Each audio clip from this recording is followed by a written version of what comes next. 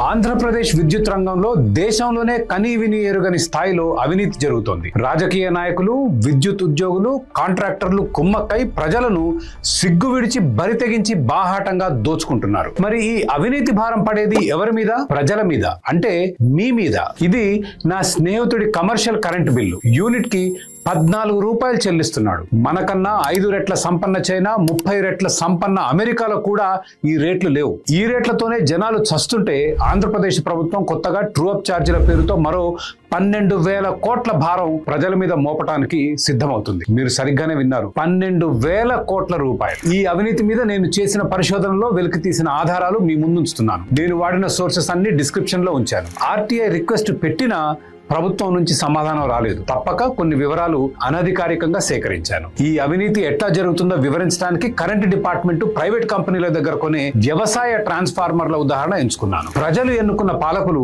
షిరిడి సాయి అనే ఒక్క కంపెనీకి ఎట్లా 1000 కోట్ల ప్రజాధనం కట్టబెట్టారో చూపిస్తాను. ఈ దోపిడీ 5 స్టెప్పులలో జరుగుతోంది. మొదటిది, 1000 కోట్ల రూపాయల బ్యాంక్ గ్యారంటీ ఇవ్వాల్సిన చోట కేవలం 20 కోట్ల బ్యాంక్ గ్యారంటీతో 10,000 కోట్ల రూపాయల కాంట్రాక్టులు ఎట్లా కొట్టొచ్చో చూద్దాం. 2, షిరిడి సాయితో ఇతర ప్రైవేట్ కంపెనీలు పోటీ పడకుండా ప్రభుత్వం ప్రత్యేక నిబంధనలు పెట్టి ఎట్లా పోటీ ఎలిమినేట్ చేసిందో చూద్దాం. 3, ఒక్క కంపెనీకి 7-8 లాభం ప్రభుత్వం ఎట్లా దోచిపెట్టిందో చూద్దాం. 4, షిరిడి సాయి సరఫరా చేసిన విద్యుత్ పరికరాలను ప్రభుత్వాధికారులు ఇన్స్పెక్షన్ కూడా చేయకుండా ఎట్లా డెలివరీ తీసుకున్నారో చూద్దాం. 5, 5 స్టార్ ట్రాన్స్ఫార్మర్లకు డబ్బులు కట్టి ప్రభుత్వ అధికారులు 2 స్టార్ ట్రాన్స్ఫార్మర్లు ఎట్లా తీసుకున్నారో చూద్దాం.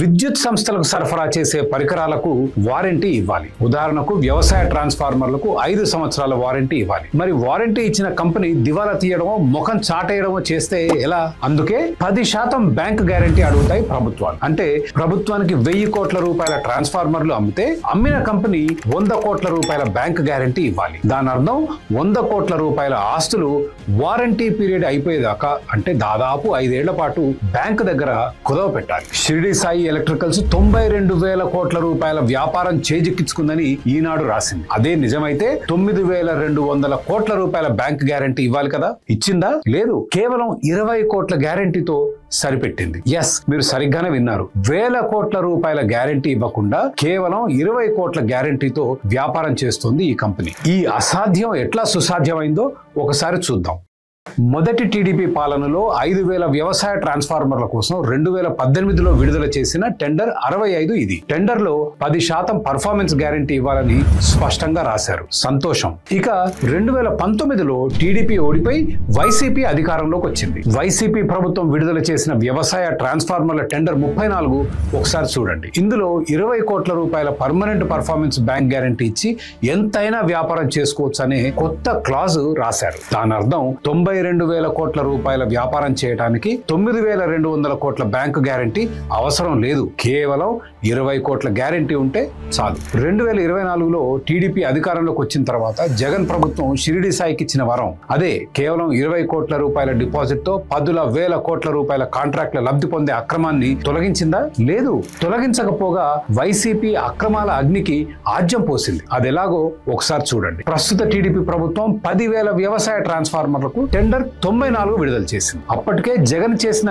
ప్రత్యేక సహాయాలు సరిపోలేదనుకున్నారో ఏమో, టెండర్ లో షిరిడి సాయి రక్షణకు మరిన్ని స్పెషల్ క్లాజులు పెట్టింది మన మంచి ప్రభుత్వం. సబ్ స్టేషన్లు, గ్రిడ్ నిర్మాణాలు చేసే ఈపీసీ కాంట్రాక్టర్లు చాలా విద్యుత్ పరికరాలు కొంటారు. వాటిని షిరిడి సాయి లాంటి 20 కోట్ల గ్యారంటీ ఇచ్చిన కంపెనీ దగ్గర కొంటే ఈ కాంట్రాక్టర్లు బ్యాంక్ గ్యారంటీ ఇవ్వాల్సిన అవసరం లేదని ప్రత్యేక క్లాజు పెట్టింది ప్రస్తుత టీడీపీ ప్రభుత్వం. ఇంకేముంది, అందరూ షిరిడి సాయి దగ్గరే ఎగబడి కొంటారు. అంతేకాదు, ప్రభుత్వం షిరిడి సాయి రక్షణకు సృష్టించిన పద్మ వ్యూహాలన్నీ దాటుకుని ఏదన్నా జాతీయ కంపెనీ టెండర్ గెలిస్తే ఆ గెలిచిన టెండర్ లో సగం వ్యాపారం స్థానిక కంపెనీకి ఇవ్వాలని కండిషన్ పెట్టింది టీడీపీ ప్రభుత్వం. ఆ స్థానిక కంపెనీ ఎవరనేది మీరు ఈ పాటికే ఊహించుండాలి. 2023-24 సంవత్సరంలో ఒక తిరుపతి డిస్కాం లో 505 కోట్ల రూపాయల విలువైన 25 kV వ్యవసాయ ట్రాన్స్ఫార్మర్లు ప్రభుత్వం కొంటే 475 కోట్ల రూపాయల ట్రాన్స్ఫార్మర్లు అంటే 94% ఒక్క షిరిడి సాయి దగ్గర కొన్నారు. అది దేశంలో కనీ విని ఎరుగని రేట్లకు.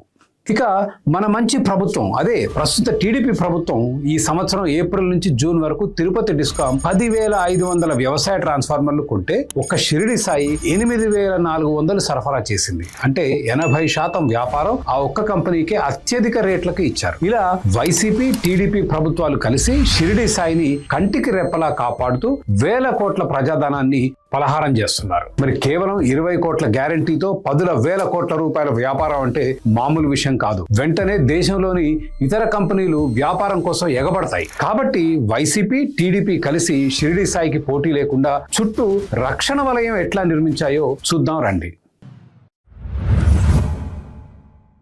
ఒక వ్యవసాయ ట్రాన్స్ఫార్మర్ ధర సుమారు 80,000 ఉంటుంది. అమ్మిన కంపెనీకి 10,000 మిగిలితే గొప్ప. కానీ అదే ట్రాన్స్ఫార్మర్ 1,40,000కి అమ్మితే 70,000 లాభం. 10,000 వచ్చే దగ్గర 70,000 వస్తే లాభం 7 అవుతుంది. ఇట్లా ఆంధ్రాలో కనక వర్షం కురుస్తుంటే దేశంలోని ఎలక్ట్రికల్ కంపెనీలన్నీ ఆంధ్ర వ్యాపారం కోసం ఎగబడటం సహజం. కాబట్టి ఈ కంపెనీలు ఆంధ్రాలో అడుగు పెట్టకుండా అడ్డుకోవాలి. వైసీపీ టీడీపీ ప్రభుత్వాలు షిరిడి సాయికి పోటీ లేకుండా చేయడానికి ఎట్లాంటి పన్నాగాలు పన్నాయో ఒకసారి చూడండి. మొదటి 2014 టీడీపీ ప్రభుత్వం 5,000 వ్యవసాయ ట్రాన్స్ఫార్మర్ల కోసం 2018లో టెండర్ 65 విడుదల చేస్తే 7 కంపెనీలు అర్హత సాధించాయి.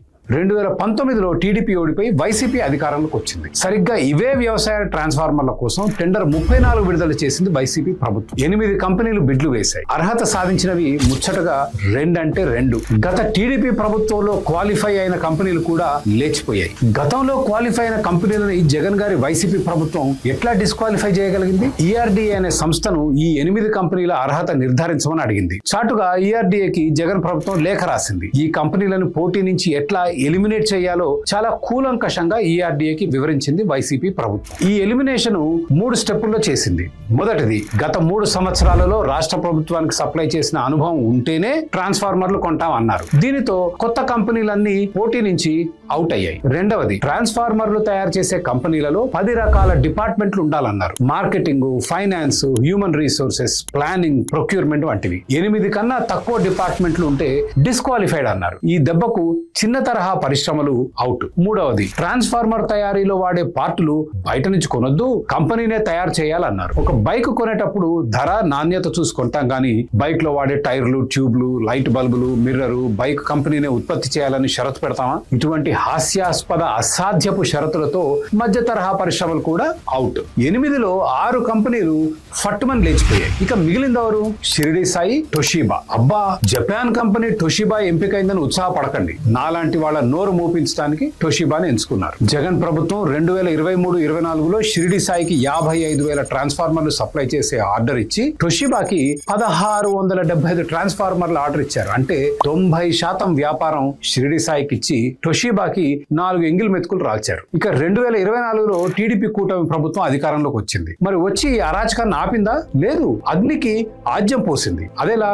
జగన్ ప్రభుత్వం ఈఆర్డీఏకి చాటుగా లేఖ రాస్తే ఎన్డీఏ కూటమి ప్రభుత్వం గుట్టుగా రాసిన లేఖలోని కండిషన్లను బహిరంగంగా టెండర్ 94లో నేరుగా పెట్టింది. అప్పుడు దొంగచాటుగా చేసే పని ఇప్పుడు బరి తెగించి చేస్తుంది చంద్రబాబు గారి ప్రభుత్వం. నూతన టీడీపీ హయాంలో 2025 ఏప్రిల్ 1 నుంచి జూన్ 30 మధ్యలో 10,500 వ్యవసాయ ట్రాన్స్ఫార్మర్లు ప్రభుత్వం కొంటే అందులో 80% అంటే 8,400 ఒక్క షిరిడి సాయి సరఫరా చేసింది. అంటే వైసీపీ అయినా టీడీపీ అయినా వ్యాపారం దక్కేది ఆ ఒక్క కంపెనీకే. ఇక ఇతర కంపెనీలు గొడవ చేయకుండా వాళ్ళకి ట్రయల్ ఆర్డర్స్ పేరిట కొన్ని ఎంగిల్ మెతుకులు రాలుస్తుంది ఆంధ్ర ప్రభుత్వం. ఉదాహరణకు 2023-24లో 39,025 kV వ్యవసాయ ట్రాన్స్ఫార్మర్లు కొంటే అందులో 37,000 ఒక షిరిడి సాయికి ఇచ్చి మిగిలిన 2,300 ట్రాన్స్ఫార్మర్లు Transcon, high power, B Srinivasarao, RK electrical industries అనే 4 కంపెనీలకు పంచారు. అంటే 95% ఒక కంపెనీకి, 5% 4 కంపెనీలకు. ఆంధ్రప్రదేశ్ రాష్ట్రంలో పట్టపగలు గజ దొంగల దోపిడీ జరుగుతోంది. దేశంలో ఏ రాష్ట్రంలోనూ లేని రేట్లను కంపెనీలకు చెల్లిస్తున్నారు. జనాలను దోచుకుంటున్నారు. ఆంధ్రప్రదేశ్ దోపిడీ రేట్లని ఒకసారి ఇతర రాష్ట్రాలతో పోలుద్దాం. తెలంగాణ రాష్ట్రం 25 kV 2-స్టార్ వ్యవసాయ ట్రాన్స్ఫార్మర్లను 2024లో 87,000 రూపాయలు కొన్నది. ఇవే ట్రాన్స్ఫార్మర్లను ఛత్తీస్గఢ్ 75,000కు, ఉత్తరప్రదేశ్ 73,000కు కొన్నది. కానీ ఆంధ్రప్రదేశ్ రూటే వేరు. ఈ 2-స్టార్ వ్యవసాయ ట్రాన్స్ఫార్మర్లను వైసీపీ ప్రభుత్వం ఎంత కొన్నదో తెలుసా? జూలై జూలై 2023లో 1,39,000, మార్చి 2024లో 1,20,000 పెట్టుకున్నారు. తెలంగాణ రాష్ట్రమే అధిక రేట్ల కొందనుకుంటే ఆంధ్రప్రదేశ్ రేట్లు గజ దొంగలను తలపిస్తున్నాయి. ఇక ప్రస్తుత టీడీపీ ప్రభుత్వం ఏం చేస్తోంది? 2019లో ఇవే 2 స్టార్ ట్రాన్స్ఫార్మర్లను గత తెలుగుదేశం ప్రభుత్వం 62,000 కొన్నది. అవసరం లేని 5 స్టార్ వ్యవసాయ ట్రాన్స్ఫార్మర్లను 2024లో 1,40,000 రూపాయలు కొన్నది. ఇలా కంపెనీలకు దోచిపెట్టి యూనిట్ కి 14 రూపాయలు కట్టిస్తున్నారు జనాలతో. ఇది సరిపోక మళ్ళీ 12,700 కోట్ల రూపాయల ట్రూ అప్ ఛార్జీలు వేయడానికి సిద్ధమవుతుంది మన మంచి ప్రభుత్వం. మొదటి స్టెప్ లో వేల కోట్ల రూపాయల బ్యాంకు గ్యారెంటీ లేకుండా 10,000 కోట్ల రూపాయల వ్యాపారం షిరిడి సాయి చేజెక్కించుకోవడానికి సహాయం చేసింది ప్రభుత్వం. రెండవ స్టెప్ లో ప్రత్యేక కండిషన్లు పెట్టి ఇతర కంపెనీలు షిరిడి సాయికి పోటీ రాకుండా చేసింది ప్రభుత్వం. మూడవ స్టెప్ లో అడ్డగోలు ధరలతో ప్రజలను నిలువు దోపిడీ చేయడానికి తెరలేపాయి వైసీపీ టీడీపీ ప్రభుత్వాలు. ఇక నాలుగవ స్టెప్ లో నింగినంటే ధరలు చెల్లిస్తూ సప్లై చేసే పరికరాల నాణ్యత కూడా చెక్ చేయకుండా ప్రభుత్వాధికారులు షిరిడి సాయి ట్రాన్స్ఫార్మర్లను తీసుకుంటున్నారు. షిరిడి సాయి సప్లై చేసే కరెంటు సామగ్రిని bureau of Indian standards BIS విధానాల ప్రకారం చేయాల్సిన కనీస ఇన్స్పెక్షన్ కూడా చేయకుండా తీసుకుంటున్నారు. అది ఎలాగో ఒకసారి చూద్దాం. మార్చి 21, 2025న చీఫ్ జనరల్ మేనేజర్ గారు 1000 షిరిడి సాయి తయారు చేసిన ట్రాన్స్ఫార్మర్లను ఇన్స్పెక్ట్ చేయవలసిందిగా డిప్యూటీ ఎగ్జిక్యూటివ్ ఇంజనీర్ గారికి లేఖ రాశారు. లేఖ అందిన రోజే ఇన్స్పెక్షన్ పూర్తయినట్లు సర్టిఫికెట్ ఇచ్చేశారు deputy executive engineer Venkata Subbarao గారు. BIS ప్రోటోకాల్స్ ప్రకారం ఎలక్ట్రిసిటీ డిపార్ట్మెంట్ 1000 ట్రాన్స్ఫార్మర్లు కొంటే అందులో 10% పరికరాలను అంటే 100 ట్రాన్స్ఫార్మర్లను ర్యాండమ్ గా ఎంచుకుని 24 రకాల టెస్టులు 11 రకాల పరికరాలతో చేయాలి. ఇది కాక టెంపరేచర్ రైజ్ టెస్ట్ చేయాలి. అయితే ఈ టెస్ట్ చేయడానికి కనీసం 12 నుంచి 14 గంటలు పడుతుంది. 100 ట్రాన్స్ఫార్మర్లు సెటప్ చేయడం, ఎనర్జైజింగ్, స్టెబిలైజింగ్ చేయడం, మళ్ళీ కూలింగ్ పీరియడ్, దాని తర్వాత డాక్యుమెంటేషన్, ఇవన్నీ చేయడానికి కనీసం 3 నుంచి 4 రోజులు పడుతుంది. మరి ఈ తతంగం మొత్తం ఒక్క రోజులో ఎట్లా పూర్తయింది? ఈ ఇన్స్పెక్షన్ 2025లో జరిగింది. అంటే వైసీపీ పాలనలో వచ్చిన ఈ అవినీతి సామ్రాజ్యం టీడీపీ పాలనలో కూడా యథేచ్ఛగా కొనసాగుతుంది. ఈ కథకు నేను ఇంకా ముగింపు పలకలేదు, ఇంకా ఉంది. వినండి, చూడండి, మన దేశాన్ని మనమే ఎట్లా నాశనం చేసుకుంటున్నామో చూసి సిగ్గుతో తలదించుకోండి. EEL అంటే ఎనర్జీ ఎఫిషియన్సీ లెవెల్. మన ఏసీలు, ఫ్రిడ్జ్ల స్టార్ రేటింగ్ లాంటిదే ఇది. వ్యవసాయ ట్రాన్స్ఫార్మర్ల వాడకం 9 గంటలకు మించి ఉండదు. వాటికి EEL5 ట్రాన్స్ఫార్మర్ల అవసరమే లేదు. EEL5 పేరుతో ఇవి తయారు చేయలేని చిన్న వ్యాపారులను పోటీ నుంచి నిర్మూలించడానికి ఈ దుర్మార్గపు క్లాజ్ పెట్టారనేది నా అభియోగం. మరి ఈ క్లాజ్ పెట్టి దేశంలోనే అత్యధిక ధరలు చెల్లిస్తూ షిరిడి సాయి దగ్గర EEL5 ట్రాన్స్ఫార్మర్లు కొంటున్నారా? లేదు. ఆ తతంగం కూడా చూస్తే ఈ కథకు శుభం కార్డు వేయొచ్చు. ఇక్కడ టెండర్ 94లో EEL5 ట్రాన్స్ఫార్మర్లు సప్లై చేయాలని రాసింది ప్రభుత్వం. ఒకసారి ఈ షిరిడి సాయి పర్చేస్ ఆర్డర్ చూడండి, EEL3 అని రాశారు. ఈ ఇన్స్పెక్షన్ రిపోర్ట్ చూడండి, తనిఖీ చేసిన అధికారులు EEL3 ట్రాన్స్ఫార్మర్లని 2 చోట్ల రాశారు. దీని అర్థం ఏంటి? EEL5 అని చెప్పి పోటీ నుంచి ఇతరులను తప్పించి EEL3 సరఫరా చేస్తున్నారా? అంటే డిపాజిట్ లేకుండా, పోటీ లేకుండా, నింగినంటే ధరలతో ప్రజలను దోచుకుంటూ తూతూ మంత్రం ఇన్స్పెక్షన్ చేసినా సరిపోలేదా? ఆఖరికి టెండర్ ప్రకారం ఒప్పుకున్న EEL5 ట్రాన్స్ఫార్మర్స్ కూడా ఇవ్వడం లేదా? ఏంటి ఈ అరాచకం? అసలు ఇవి ప్రభుత్వాలా, ప్రైవేట్ మాఫియాలా? అసలు ఈ స్థాయి దోపిడీ చేసే ధైర్యం ఎట్లా వచ్చింది పాలకులకి? మళ్ళీ 12,000 కోట్ల రూపాయల ట్రూ అప్ ఛార్జీలు ప్రజల మీద మోపడానికి సిద్ధమవుతుంది తెలుగుదేశం ప్రభుత్వం. ఇదేంటని ప్రజలు అడిగితే గత వైసీపీ చేసిన అరాచకాల మూల్యం ఇప్పుడు చెల్లించాల్సి వస్తుందంటుంది. అటువంటప్పుడు గత వైసీపీ అవినీతి వ్యవస్థలను ఇంకా ఎందుకు పెంచి పోషిస్తుంది టీడీపీ ప్రభుత్వం? ఒక పక్క లిక్కర్ స్కామ్ మీద సమగ్ర దర్యాప్తు చేస్తున్న తెలుగుదేశం ప్రభుత్వం విద్యుత్ స్కామ్ దర్యాప్తు చేయకపోవడానికి కారణం ఏంటి? ఈ ప్రశ్నకు సమాధానం ఎలక్టరల్ బాండ్స్ లో దొరుకుతుంది. ఎలక్టరల్ బాండ్స్ ద్వారా టీడీపీకి అత్యధిక 40 కోట్ల రూపాయలు డొనేట్ చేసిన సంస్థ ఏదో గెస్ చేయగలరా? మీ గెస్ కరెక్ట్, షిరిడి సాయి. 40 కోట్ల వైట్ మనీ